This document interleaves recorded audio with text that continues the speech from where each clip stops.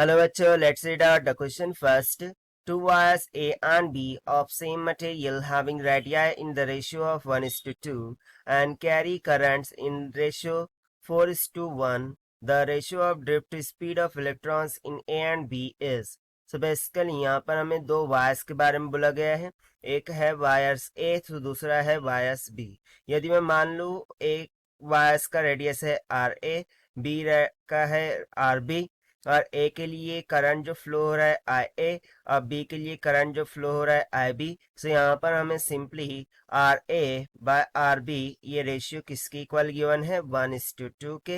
And similarly जो current ratio I A by I B ये किसके इक्वल गिवन है 4:1 यानी कि 4/1 की इक्वल.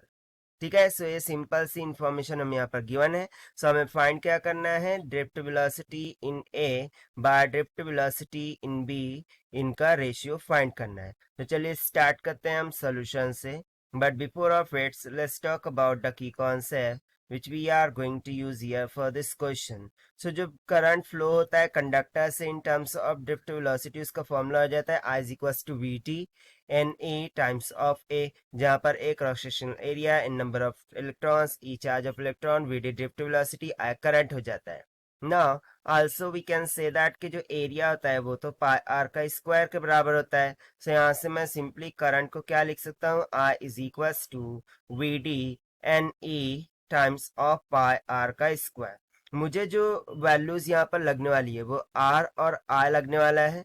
सो यहाँ से मैं सिंपली क्या बोल देता हूँ कि जो वी डी है it will be directly proportional to I divided by R का स्क्वायर, क्योंकि बाकी सब तो कांस्टेंट है उसका हम यहाँ पर यूज नहीं करने वाले हैं.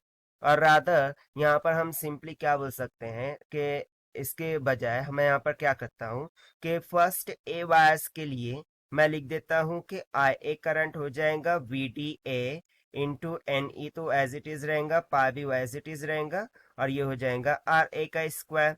एंड सिमिलरली जो बी वायर है उसमें से जो करंट फ्लो हो रहा है वो हो जाएगा V D A times of N E into pi into R B का होल स्क्वायर. अब इस दोनों को हम क्या करते हैं, डिवाइड कर देते हैं इक्वेशंस को. So I A by I B this will be equals to क्या हो जाएगा, V D A by V D B. ठीक है. Multiply by N E pi cancel हो गया. सिंपली क्या बच जाएगा, आर ए का square divided by R B का स्क्वायर. नाउ फर्दर इसको सिंप्लीफाई करते हैं. सो मुझे क्या चाहिए, ratio of V D A by V D B. ठीक है. सो this will be equals to, ये किसके इक्वल हो जाएगा, आई ए बाय आई बी. ठीक है. इनका ratio multiply by in bracket ये उधर जाके R B bye are A का होल स्क्वायर हो जाएगा. सो हम वैल्यू सब्स्टिट्यूट करते हैं. आई ए बाय आई बी कितना है 4:1 यानी कि 4/1 और ये हो जाएगा 2/1 का whole square. So this will be equals to 4 into 4 comes out 16, यानी कि simply V D A by V D B. ठीक है. ड्रिफ्ट वेलोसिटीज का रेशियो कितना आ गया 16/1 यानी कि 16:1 की इक्वल. ठीक है. यहाँ से हम बोल सकते हैं रेशियो कितना आ गया 16:1.